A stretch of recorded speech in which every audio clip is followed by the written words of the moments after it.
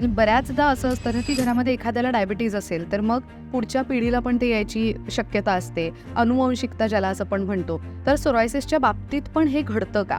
की ते अनुवंशिकतेमुळे ते पुढच्या पिढीला सुद्धा होण्याची शक्यता असते का? आताच्या रिसर्चप्रमाणे असं लक्षात आलं आहे की कुठलेही स्किन डिसीजेस जे आहेत ते थोड्याफार प्रमाणात अनुवंशिक असतात.